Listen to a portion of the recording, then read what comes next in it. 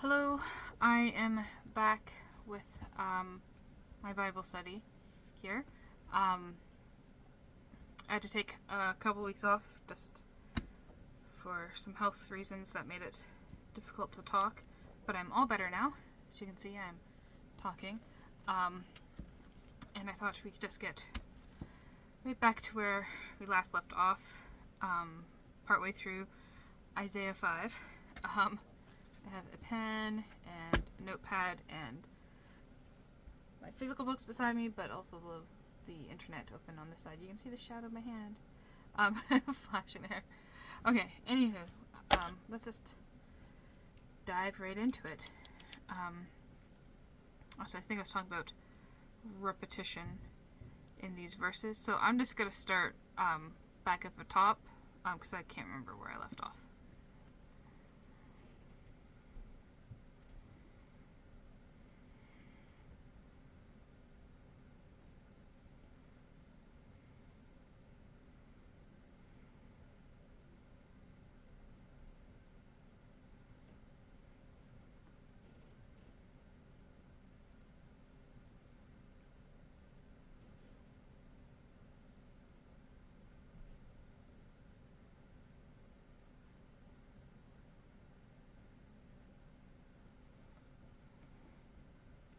So I'm just pulling up from the idea of like being intoxicated, which is good, feels good in the short term, but has long-term effects and consequences. Yeah.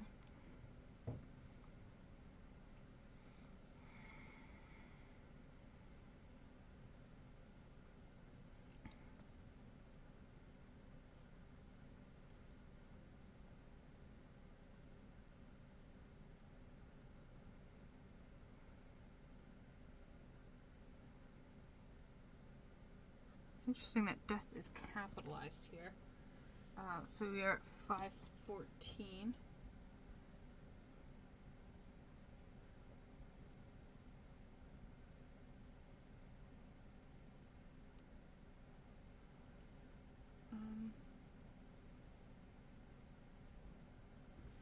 It's interesting. Here it says death, but in these translations it's hell.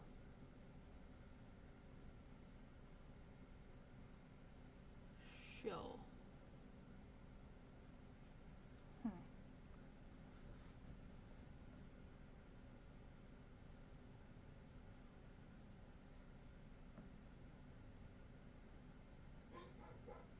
Sorry about the dog barking.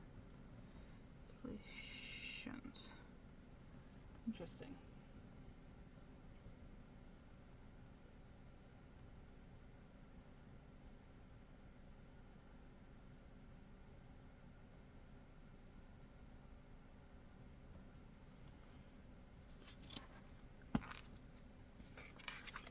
So this commentary, Matthew Henry, it's like, here is a woe to those who set their hearts on the wealth of the world. You know.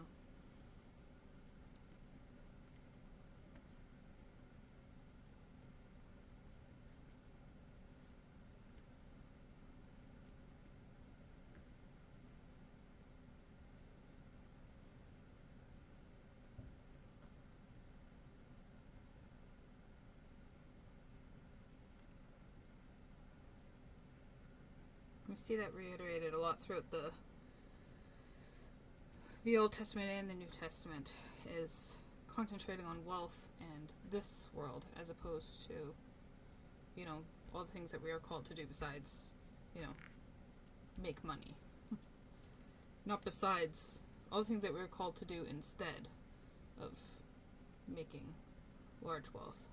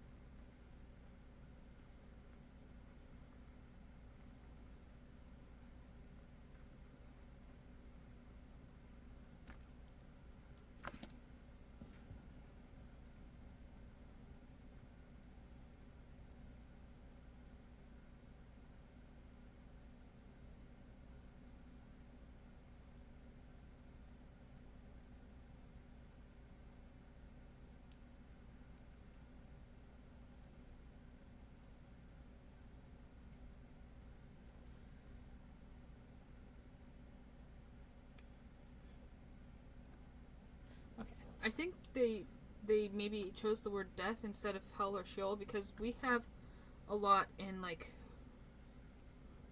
of what's the word? We have a lot of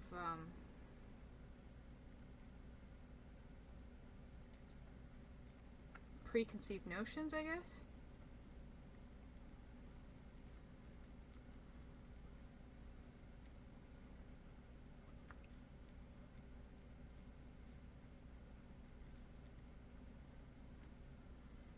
To say in modern Christianity.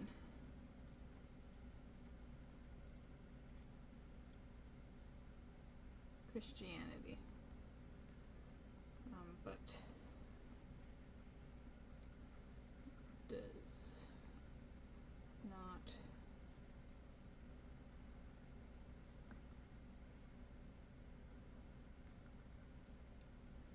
I'm gonna call it ancient. Ancient Judaism. It's sure it's modern Judaism, but I'm just pitting up against modern ancient. So it was the like.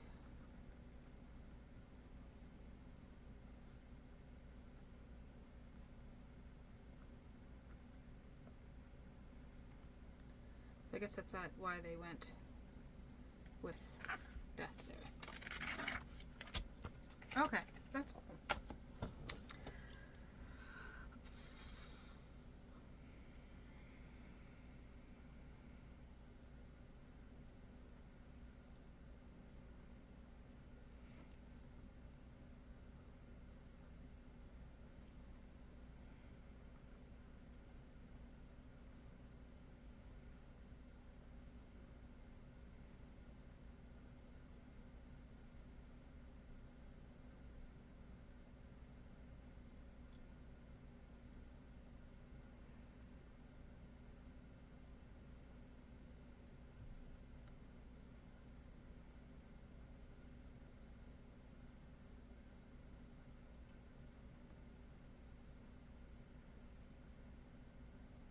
This is interesting. I wonder what this could be referencing. Those who pull evil along using cords of emptiness are as good as dead. I wonder what that means further. Like, what do they... How do you pull evil using cords of emptiness? I can get it as, like, kind of metaphor. But I wonder if that is referencing something boldly figurative.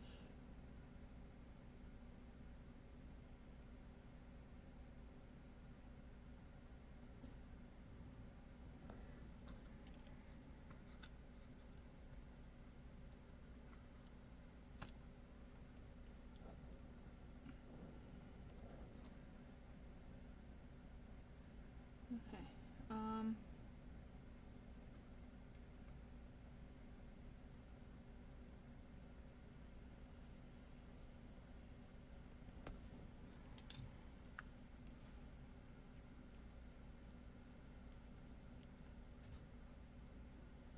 In other references, in other translations, they're using the word vanity with cords of vanity instead of cords of emptiness. And I'm going to link that with using Lord's name in vain. Which does not mean what you thought it meant as a kid. Such as saying, like, oh my god, and stuff like that. It's more about using God's name to do things that don't align with God. To go to your own means. It's a lot more complicated than that, but that's a quick statement there.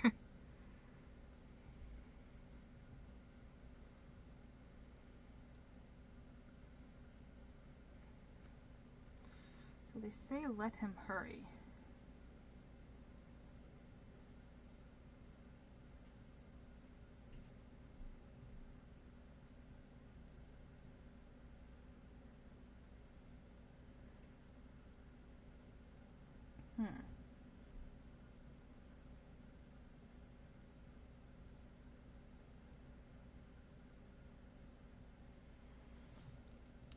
Ah, my pen is leaking there. Oh, let him hurry, act quickly.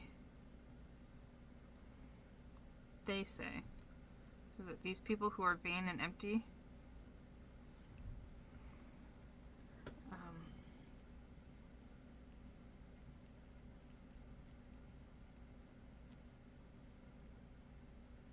I'm going to link this again to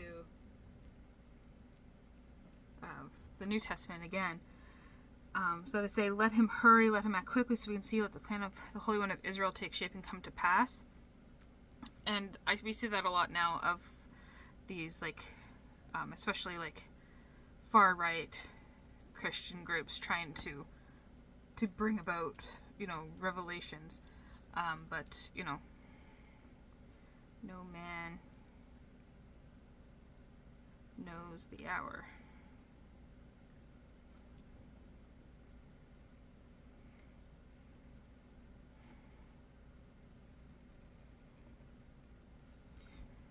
And yeah, I'm gonna just make a comment on politics here, because we see this a lot of these far-right Christian groups holding up Trump, who by their own morality, by their own statements of morality, is evil, but they call him good. So,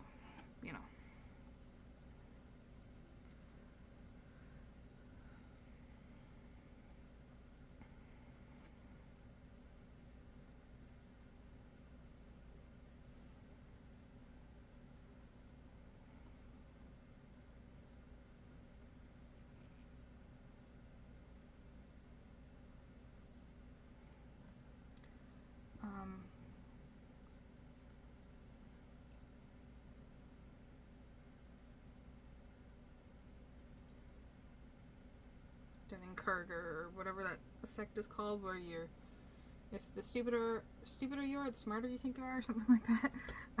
Beware those who think they are wise, who think they possess understanding.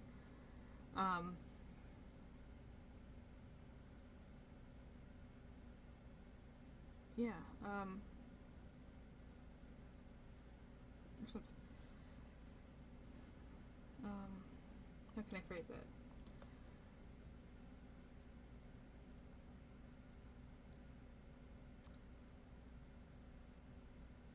Oh no, that stands out to me though.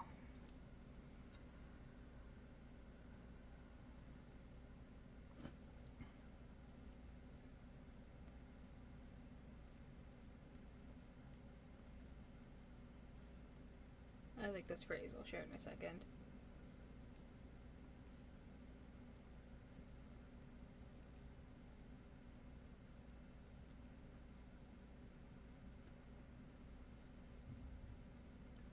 This phrase that if you're the smartest person in the room, you're in the wrong room. That there's always someone that we can learn from.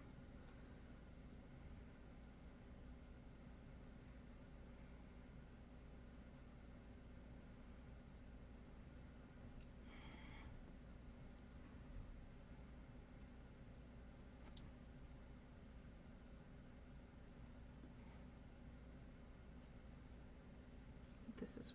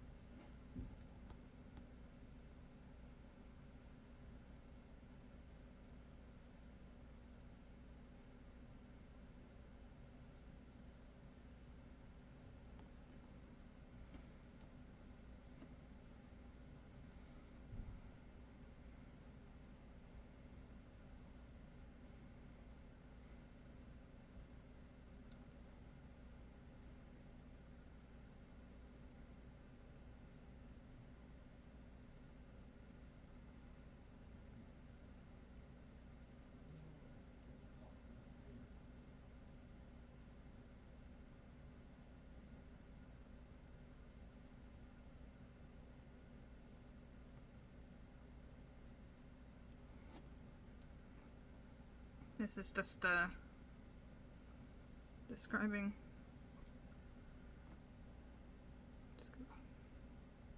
God's punishment.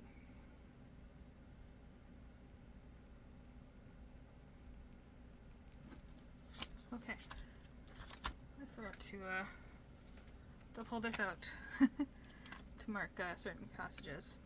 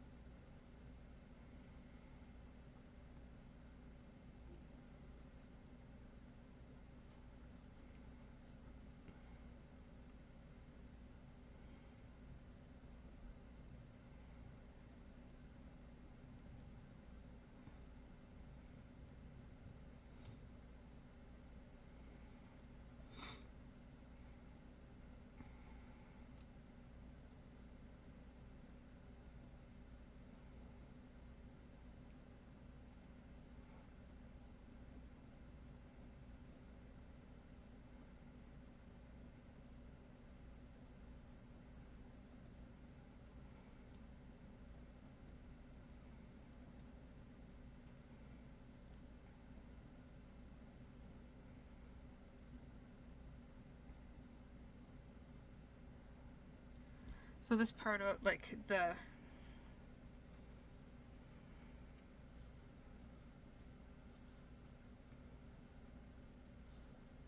people that God is going to come to strike retribution here. These are the people who, it says here, never tire or stumble. They don't stop to nap or sleep. They don't loosen their belts or unstrap their sandals to rest. Their arrows are sharpened and their bows are prepared. And on and on and on and on. And it's, to me, that's speaking about, like, these are the people who have failed. And not just like, I know it says here, none tire or stumble. But I mean, like, we're not perfect. Obviously, we're not divine beings. We are human. So these are the people who have willingly gone astray and have stayed there, but still hold on to the name of God and try to do things in His name. But these are the people who have actually stayed, I wrote here, stayed in the righteousness of God. These are moral good people who are ready constantly. You know, you don't have to get ready if you are always ready. So these are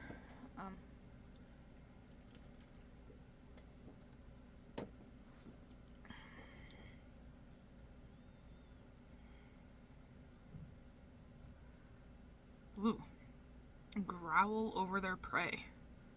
It's an image. It'll sound like sea waves crashing against rocks. That'd be awesome to be able to make a sound like that.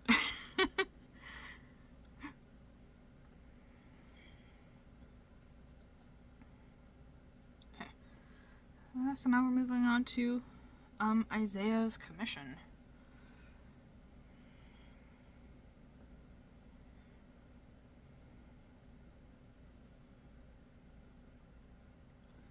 So I read this book. Okay, this seemed completely out. It was called The Body of God, and it was talking about like the physical representations of God in the Bible, and most of them were like the Old Testament. We're talking like God the Father, and this is one of the phrases that she used, that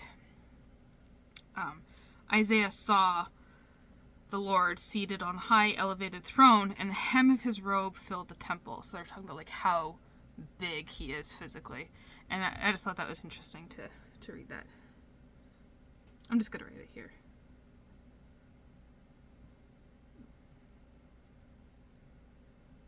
Okay.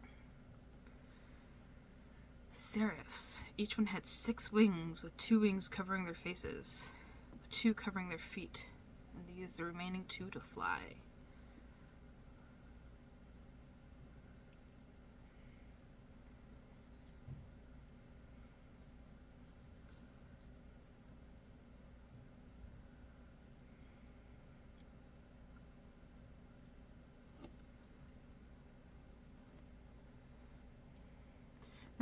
I'm gonna look more into this idea of like lips being sinful, and I'm assuming that's like speaking, but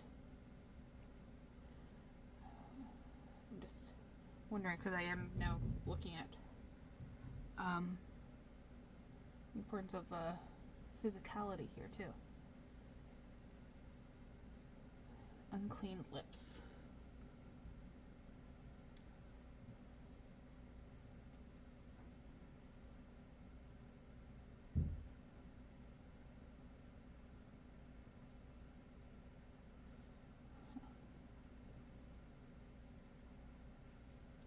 So now they're referencing Zephaniah 3:9. I'm not gonna look for it in here because I'm just gonna click on this link here and see. I'll purify the lips of the people, that all of them may call on the name of the Lord. Cool. Zephaniah 3:9. Okay. Just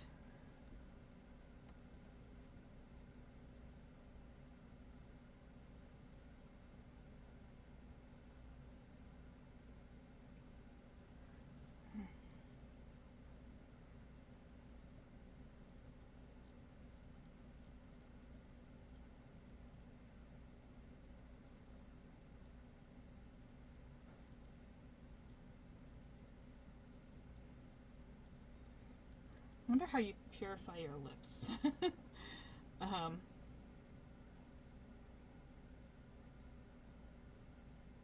know, I have a lip scrub and some oil over there.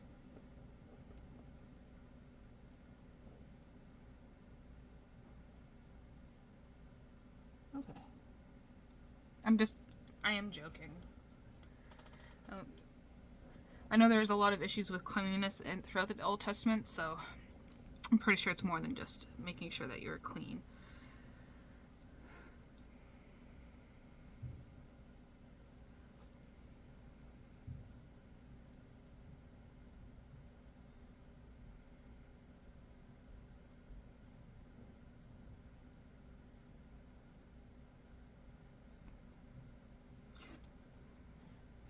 I wonder if I'm gonna pull out the highlighter here, cause hot coal taken from the elder tongs. He touched my mouth with it and said, "Look, this coal has touched your lips. Your evil is removed and your sin is forgiven." I wonder if this has something to do with the fires of hell. Fire.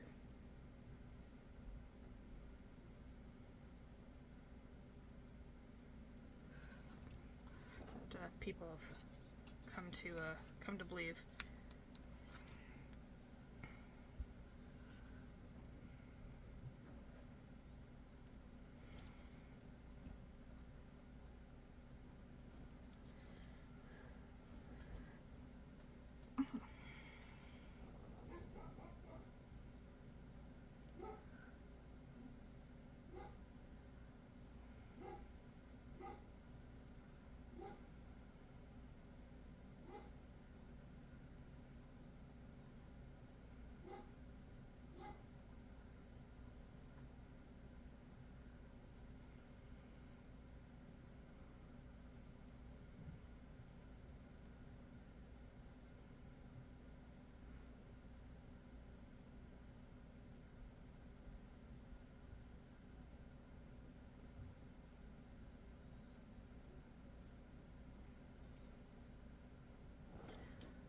I'm gonna admit, I'm really confused about this special chosen family.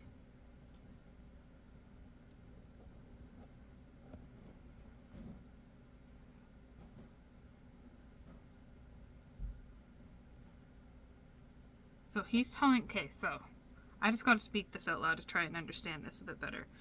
So God is telling Isaiah to tell these people who are not doing good, who are doing bad, to listen continually but don't understand, look continually but don't perceive, make the heart of these peoples calloused, make their ears deaf and their eyes blind. Otherwise they might see with their ears and hear with their ears, their hearts might understand and they might repent and be healed. So he's basically saying to them, you guys are stupid, you guys are doing this and you're just...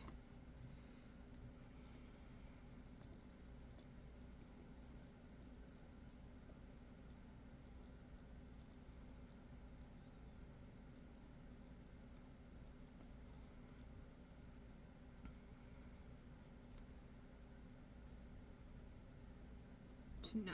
This idea about knowledge and understanding. I'm gonna capitalize understand. Because you can know without understanding. Like, I know about math. Do I understand math? Not necessarily, but I know about it. I don't understand how 2 plus 2 is 4, but I know 2 plus 2 equals 4. Makes sense? I could look it up, but I'm just an example. Okay.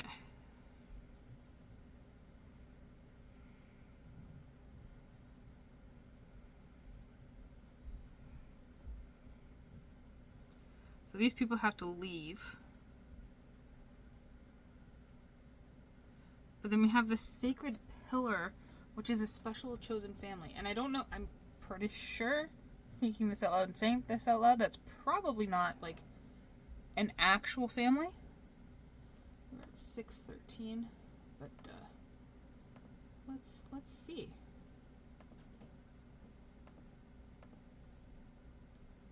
I'm gonna try this other website. See if they Isaiah chapter 6. I did not set a timer. Well, I'm gonna work my way through chapter 7, and then stop, I think. Isaiah chapter 6.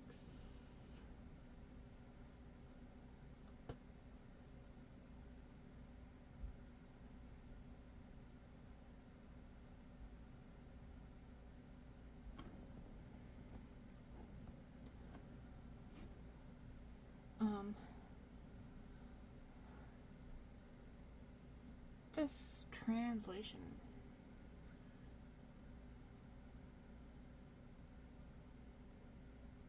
Huh.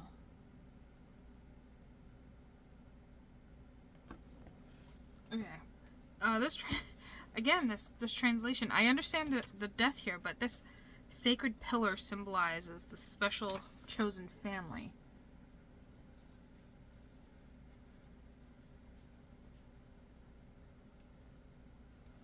There's not another...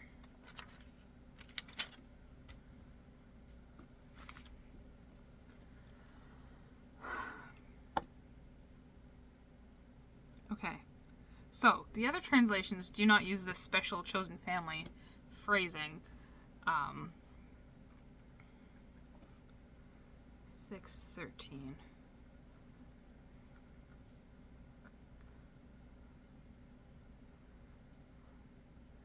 Okay, and all of these other ones use holy seed is the stump. So I'm just gonna like cross this out right in the translations here, because that is confusing, that you think there's gonna be this special chosen family. I get it, it's a metaphor, but like it doesn't work as well as these phrases do here. Sorry, bumping the camera. Okay. So I think I'm just gonna go NIV.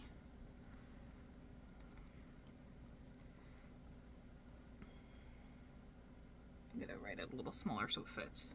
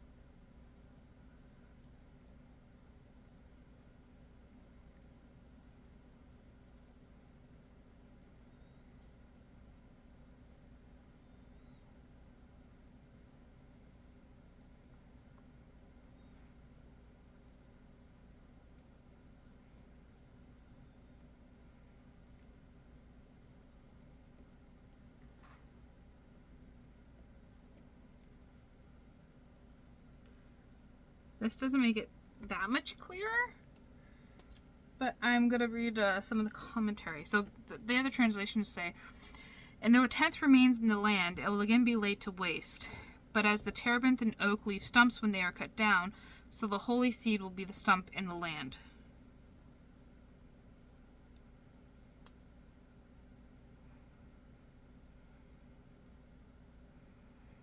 Okay.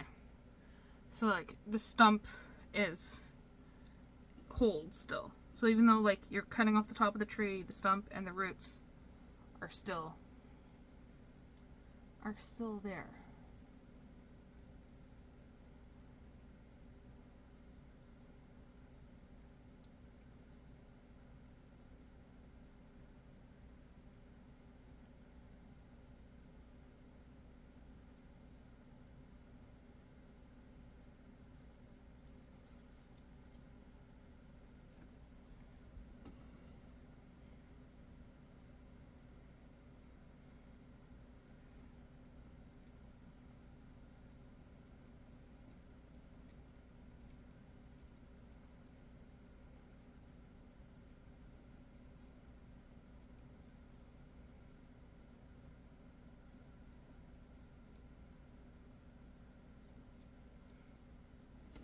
Okay.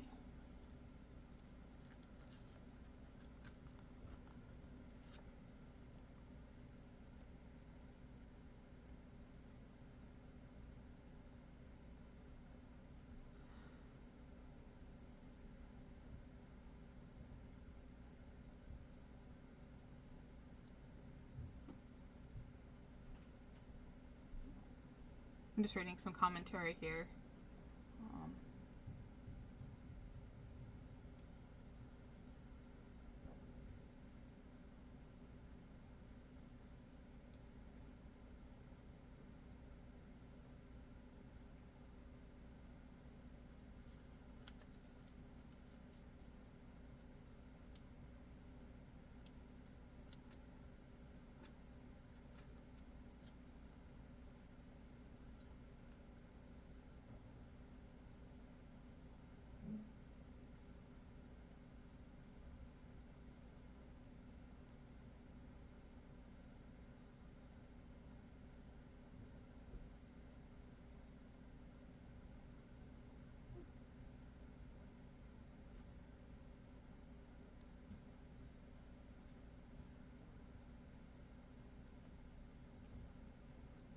I'm really liking this Henry Matthews translation, or like commentaries. It's providing like a lot of information about like the different words used and why they were used, and also I think this is the Henry Matthews one that I got here. Yeah. Oh no, this is Barnes' note on the Bible. Never mind. There's so many. This website BibleHub.com has so many different commentaries pulled together that I don't always see which commentary I'm reading.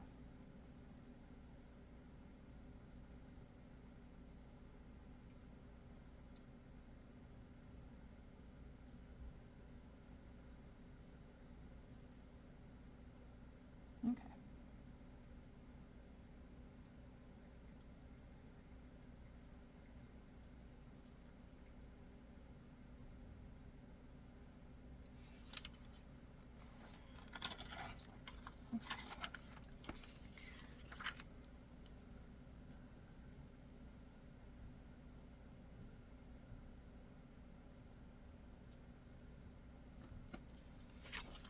Okay.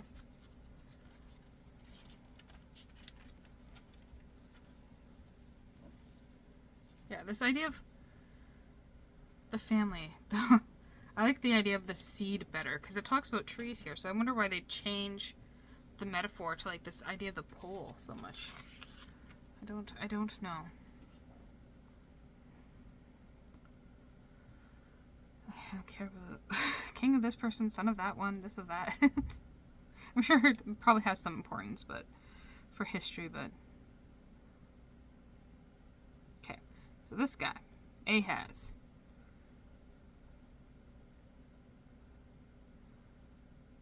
And this guy, King Pekah. marched up to Jerusalem to do battle, but they were unable to prevail against it.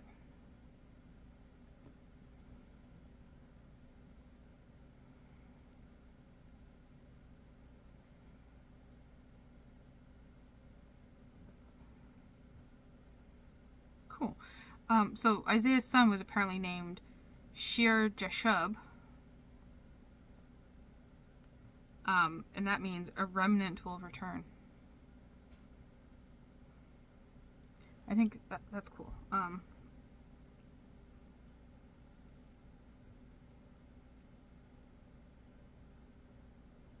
if that's like another reference to the seed. Probably.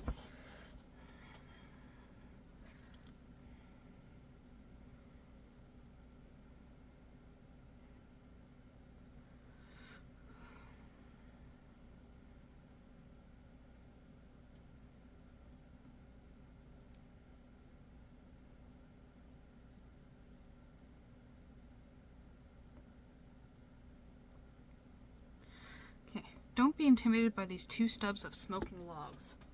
What? This is the first time that's been referenced, so let's see what that means. Where are we? 7:4.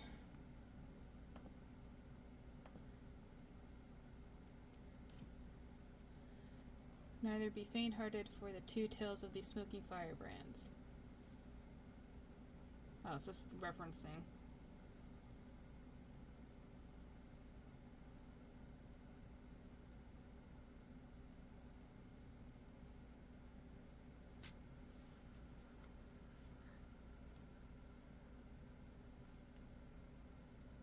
Oh, many people have different. So, in Ellicott's commentary, it is saying that the 2 powers that Ahaz dreaded were. Oh, okay, never mind. That's just the phrasing was kind of off. Okay, so these 2 stubs of smoking logs is fire going out. I really wish, like, I had, like, a blank page here and then the text here so I could write more. And if the pages were thicker, and then the Bible would be, like, this thick instead of this more manageable size, but oh well.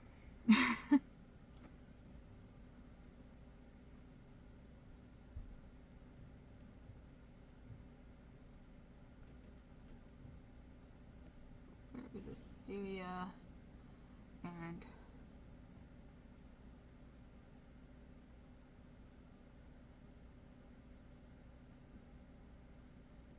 Israel. Not empires. I guess kingdoms, but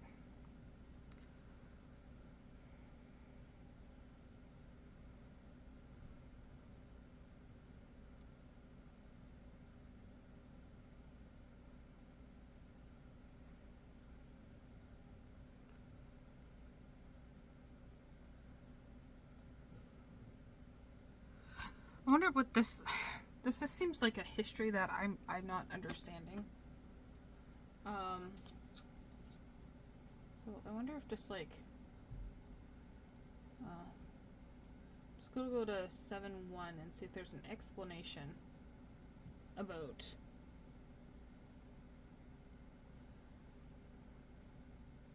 so this is talking about the Syro Israel. Okay, no, I'm gonna have to write it down here.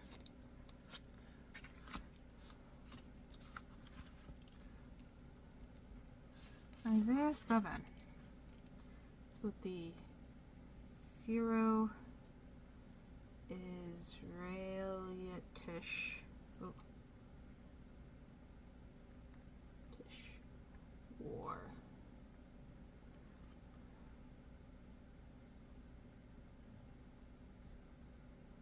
Both talk about and Kings and Chronicles.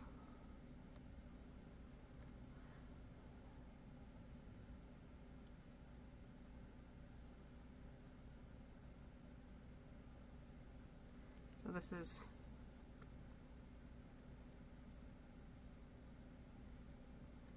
message of comfort.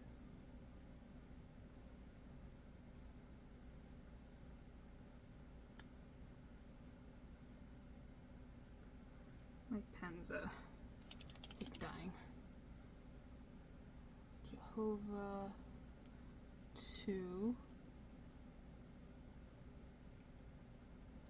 He's probably there for who? Ahaz.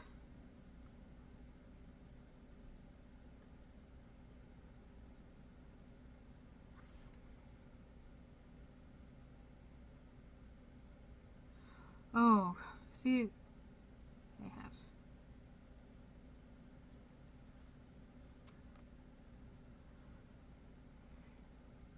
Okay.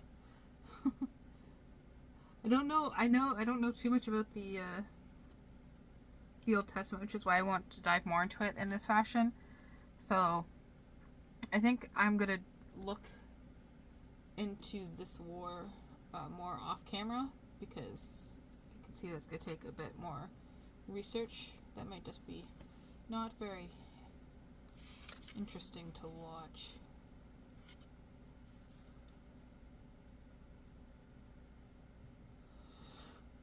Okay.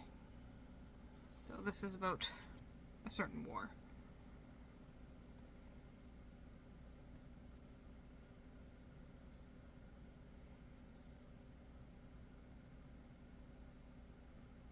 I want to put the Lord to a test.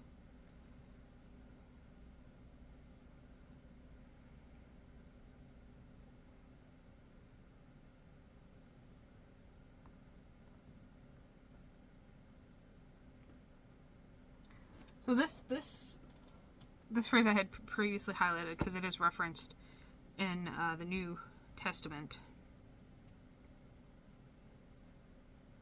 And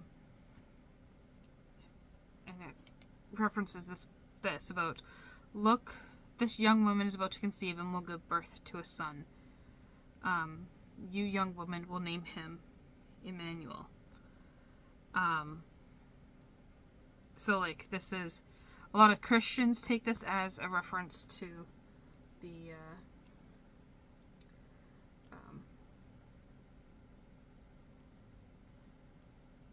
virgin birth of Jesus. But I wonder what it meant at this time prior to cause, Christ. Because I'm sure a lot of young women conceived and gave birth to sons.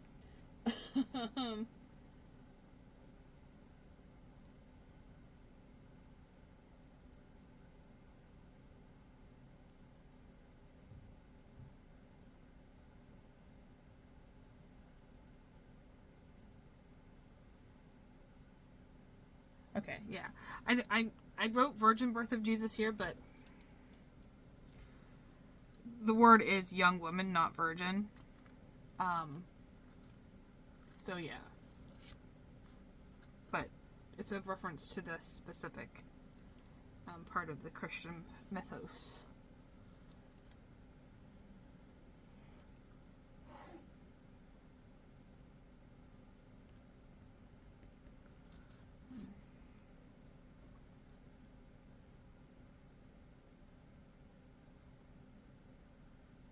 It's already commented in here, so I'm not gonna write another comment about it.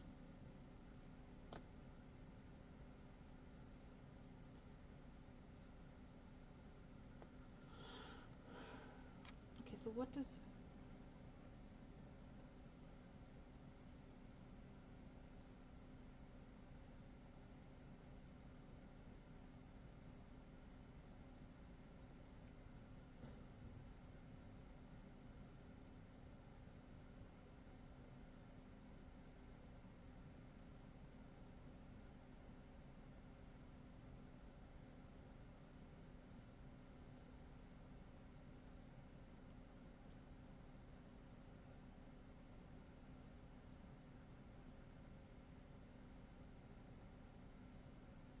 Just trying to see what this means.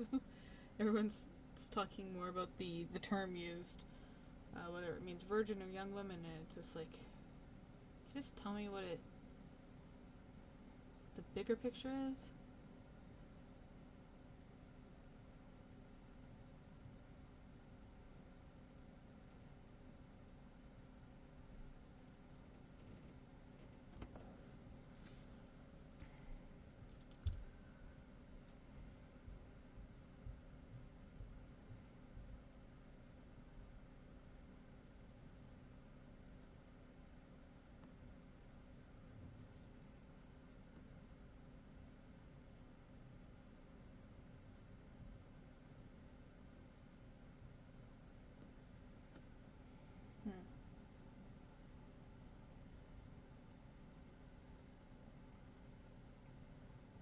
There's so much commentary on this.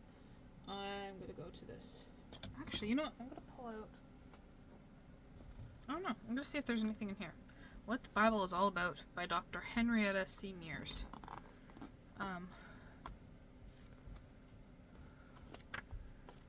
I should know what the order of the books are, but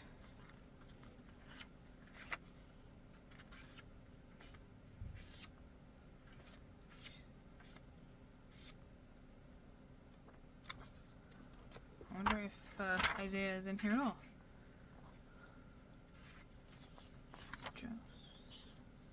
Minor prophets, major prophets, 245. Okay.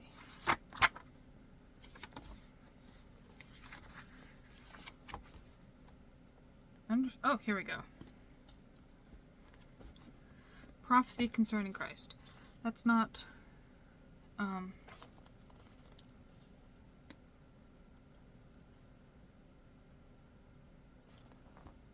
I just got spoiled. You can't be spoiled. Isaiah, or Ahaz decided to not follow the,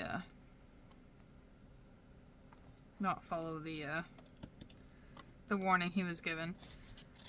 But now they're just referencing how it's a foretelling of Christ.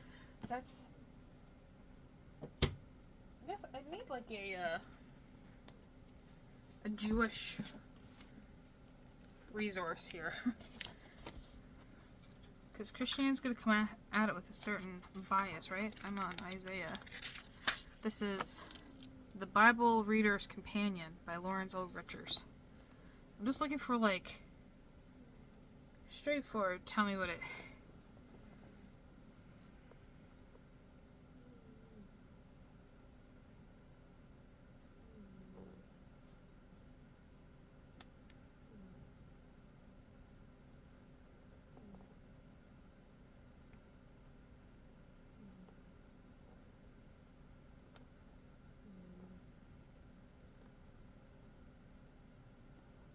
Okay, so see, it tells me right here, what this means. Okay, so, apparently, this is referencing, like, a bar mitzvah. Like, a Jewish boy at 12 or 13 years old is considered a moral adult. So, they're saying that within 12 years, Ahaz is going to fall. That's all I wanted to know. That's all I needed to know. I don't know why they can't say that very straightforwardly. Everything has to be symbolic and everything, but...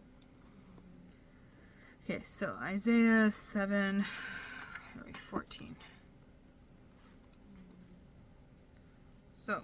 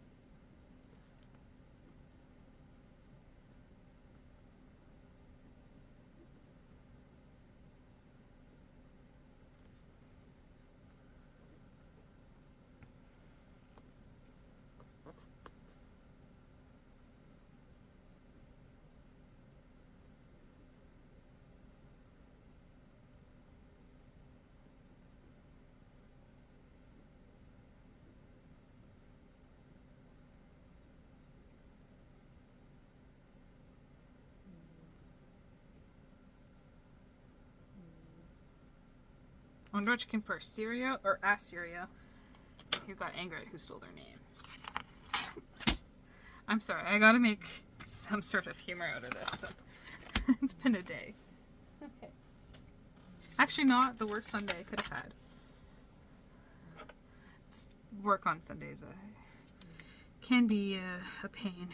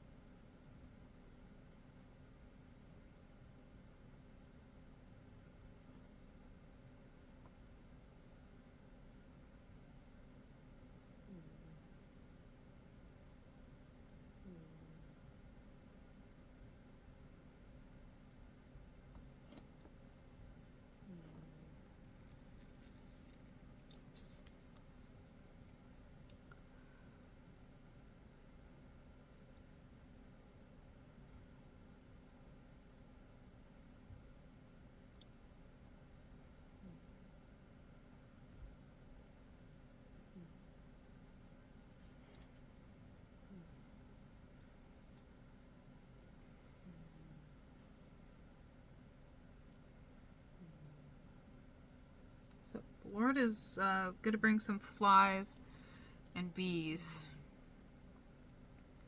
And so I'm going to write another note here. Just what my initial feeling is about that.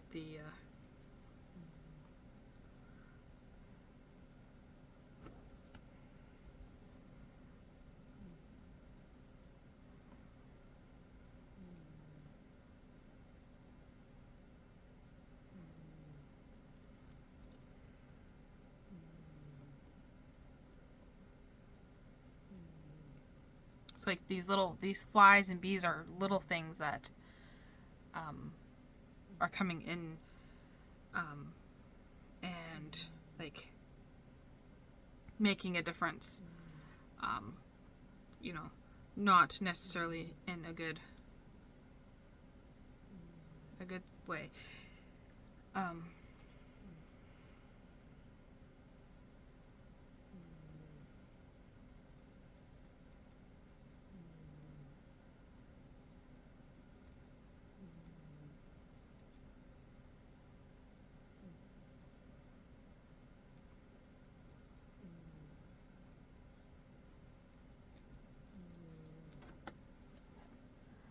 I'm again wondering about the translation now that this has been put in my head ever since that other chosen family phrase over here.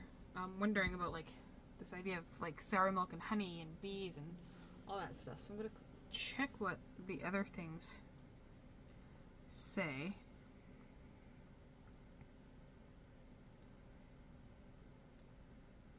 About like the flies and bees.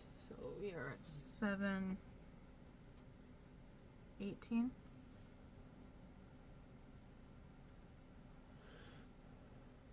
Okay. And I have been going for an hour. I just realized the clock has a timer. I will stop after this because I might stop at chapter 8.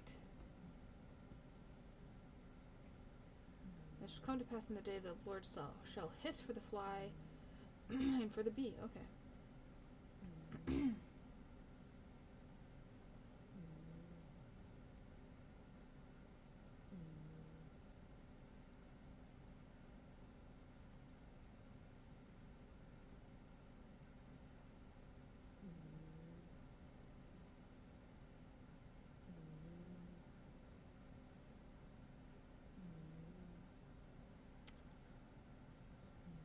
I don't know if my camera's catching up, but my cat is snoring next to me. It's so adorable. Okay, and it's literally also a metaphor. Literally a metaphor.